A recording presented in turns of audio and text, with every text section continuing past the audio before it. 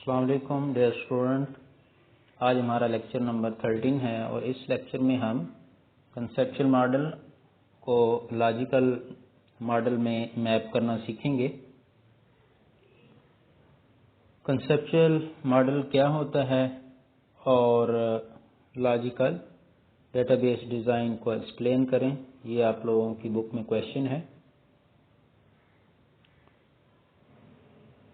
Conceptual model جو ہے وہ ہمیں بتاتا ہے کہ ڈیٹا جو ہے ڈیٹا بیس میں کیسے سٹور ہوگا، اور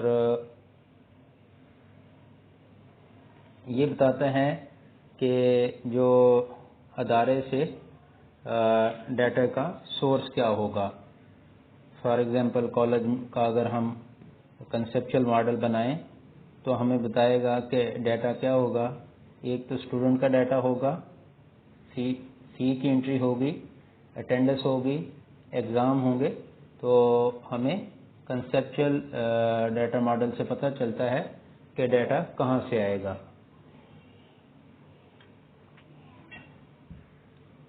جو امپورٹنٹ سب سے پاپولر ماڈل ہے کنسیپچل وہ ای آر ماڈل ہے، اور زیادہ تر جو ہے ای آر ماڈل استعمال کیا جاتا ہے ڈیٹا ماڈل بنانے کے لیے۔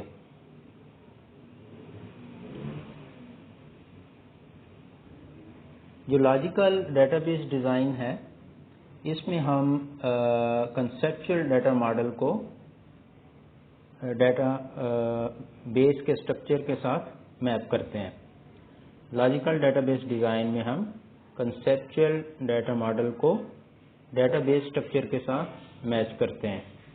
جس ٹائپ کا ڈی بی ایم ایس ہوتا ہے اس ٹائپ کے ساتھ ہم اس کو میپ کر دیتے ہیں، اور پھر جو ہمارے پاس ریلیشن بنتے ہیں ان کو ہم نارملائز کرتے ہیں۔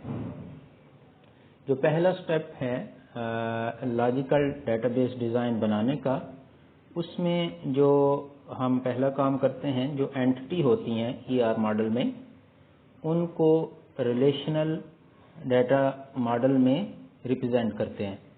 ای آر ماڈل کی جو اینٹی ہیں وہ ریلیشنل ماڈل میں جا کر ریلیشن بن جاتی ہیں۔ ای آر ماڈل کی اینٹی ریلیشنل ماڈل میں جا کر ریلیشن بن جاتی ہیں، اور ریلیشن کا وہی نام ہوتا ہے جو اینٹی کا نام ہوتا ہے۔ جو اینٹی کا آئیڈینٹیفائر ہوتا ہے جس کو وہ ریلیشن میں جا کے پرائمری کی بن جاتی ہے، اور دوسرے جو ایٹریبیوٹ ہوتے ہیں اینٹی کے وہ ریلیشن کے نان کی ایٹریبیوٹ کہلاتے ہیں۔ ہم نے پیچھے ڈسکس کیا تھا کہ ایٹریبیوٹ کیا ہوتے ہیں، خصوصیات کسی اینٹی کی، وہ جو فیچر یا کریکٹرسٹک ہوتی ہیں اینٹی کی وہ اینٹی کے ایٹریبیوٹ کہلاتے ہیں، اور جب ہم اس کو ڈیٹا بیس کا لاجیکل ڈیزائن بنائیں گے اس وقت یہ ایٹریبیوٹ اینٹی کے ریلیشن کے ایٹریبیوٹ بن جائیں گے۔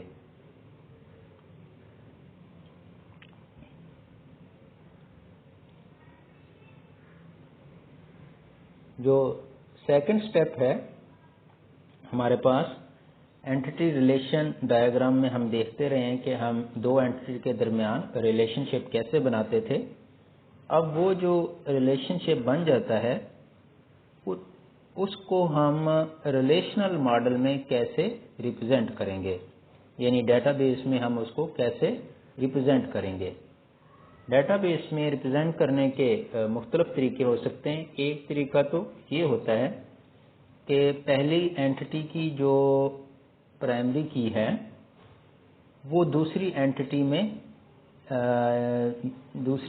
میں فارن کی کے طور پر یوز کی جائے گی، یعنی پہلے ریلیشن کی جو پرائمری کی ہوگی وہ دوسرے ریلیشن میں فارن کی کے طور پر استعمال کریں گے۔ اس طرح ریلیشن شپ کو ہم ریپرزینٹ کرتے ہیں۔ فار ایگزامپل ہمارے پاس کالج کا اگر ہم دیکھیں کنسیپچل ماڈل دیکھیں تو اس میں دو اینٹی بنے گی، ایک اسٹوڈنٹ ہوگی اور جس میں اسٹوڈنٹ کی انفارمیشن ہوگی، اور دوسری اینٹی اٹینڈنس کی ہوگی یا فی کی کہہ لیں، تو ان دونوں کے درمیان ایک ریلیشن شپ ہوتا ہے کہ اسٹوڈنٹ فی پے کرتا ہے۔ اب یہ ریلیشن شپ جو ہم نے ای آر ماڈل میں بنایا، اس کو ہم لاجیکل ماڈل میں کیسے ریپرزینٹ کریں گے؟ ہم کیا کریں گے کہ اسٹوڈنٹ کی جو پرائمری کی ہوگی، جب اسٹوڈنٹ کا ہم ریکارڈ سیو کرتے ہیں تو اسٹوڈنٹ کو ایک دوسرے سے ڈفرینشیٹ کرنے کے لیے رول نمبر اسائن کرتے ہیں۔ رول نمبر جو ہے اگر اس کو ہم نے اسٹوڈنٹ کی اینٹی میں یا ریلیشن میں اس کو ہم نے بنا لیا ہے پرائمری کی، تو اب فی والے جو ریلیشن ہوگا یا ٹیبل ہوگا وہاں پہ ہم رول نمبر ہر اسٹوڈنٹ کی فی کے ساتھ ڈالتے جائیں گے تاکہ ہمیں پتہ چل جائے کہ یہ فی کس اسٹوڈنٹ کی ہے۔ تو ہم نے دیکھیں کہ ہمارے پاس ریلیشن شپ جو تھا دو اینٹی یعنی اسٹوڈنٹ اور فی کے درمیان، اس کا نام ہم نے رکھا تھا پے فی یا اپلائی فی۔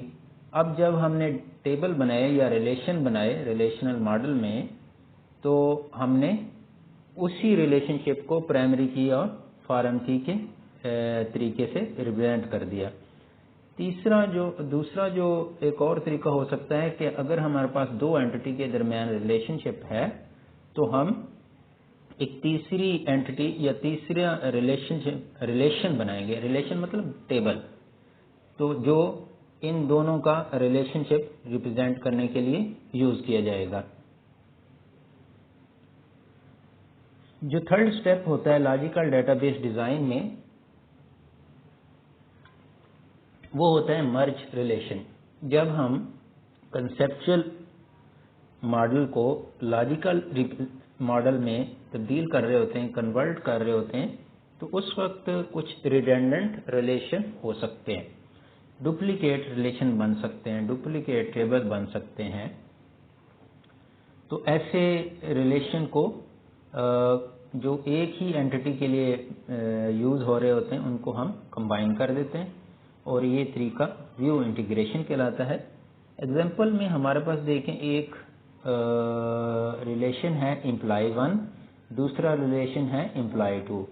اب یہ دونوں ریلیشن جو ہیں ایک ہی اینٹی یعنی امپلائی کو ریپرزینٹ کرتے ہیں، اور ان کے ایٹریبیوٹ بھی دیکھیں سیم، امپلائی نمبر، نیم، ایڈریس، دوسری طرف امپلائی نمبر، ای نیم۔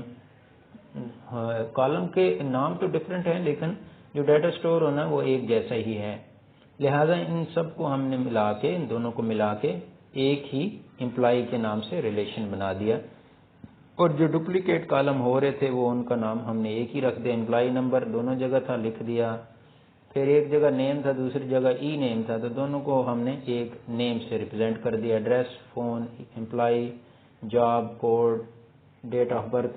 تو یہ ساری چیزیں ہم نے ایک ہی ریلیشن کے طور پہ ریپرزینٹ کر دی۔ تو یہاں پہ ریڈنڈنٹ کا مطلب ہوتا ہے ڈپلیکیشن۔ جو فورتھ سٹیپ ہے لاجیکل ڈیٹا بیس ڈیزائن کا، وہ نارملائزیشن ہے۔ نارملائزیشن ایک ایسا پروسیس ہوتا ہے جو کہ ریڈنڈنٹ ڈیٹا کو ریموو کرتا ہے۔ فار ایگزامپل ہمارے پاس جو ہے اسٹوڈنٹ کی اگر ہم انفارمیشن سٹور کرا رہے ہیں تو ہم نے نیم، ایڈریس، فون نمبر ایک دفعہ ایک رو میں ڈالا، پھر ہم نے دوبارہ نیم، فون نمبر، رول نمبر ڈال دیا، تو یہ انفارمیشن جو ہے ڈپلیکیٹ ہوتی ہیں۔ اس طرح کے جو فالٹ ہوتے ہیں، جو پرابلم ہوتے ہیں، ان کو انیملی کہتے ہیں۔ انیملی کا مطلب ایرر، یعنی کہ جن کی ضرورت نہیں ہوتی اور یہ ایسے خام خواہ چیزیں ریلیشن میں موجود ہوتی ہیں، ٹیبل میں موجود ہوتی ہیں، تو ان کو ریموو کرنے کا جو پروسیس ہوتا ہے اس کو کہتے ہیں نارملائزیشن۔ اگر ہم اس کی ڈیفینیشن دیکھیں تو normalization is a process of converting complex data structure into simple and stable data structure, یعنی کمپلیکس ڈیٹا اسٹرکچر کو سمپل اسٹرکچر میں تبدیل کر دیتا ہے نارملائزیشن جو پروسیس ہے۔ تو یہ ہم نے logical data base design discuss کیا، اور نیکسٹ لیکچر میں انشاءاللہ ہم فزیکل ڈیٹا بیس ڈیزائن کو ڈسکس کریں گے۔ اور میں یہ لیکچر جو ہے یوٹیوب پہ بھی اپلوڈ کر رہا ہوں. جو اسٹوڈنٹ وہاں دیکھتے ہیں تو کائنڈلی اپنا رول نمبر وہاں پہ مینشن کر دیا کریں, مجھے آئیڈیا ہو جائے کہ کس اسٹوڈنٹ نے یوٹیوب پہ یہ لیکچر دیکھا ہے.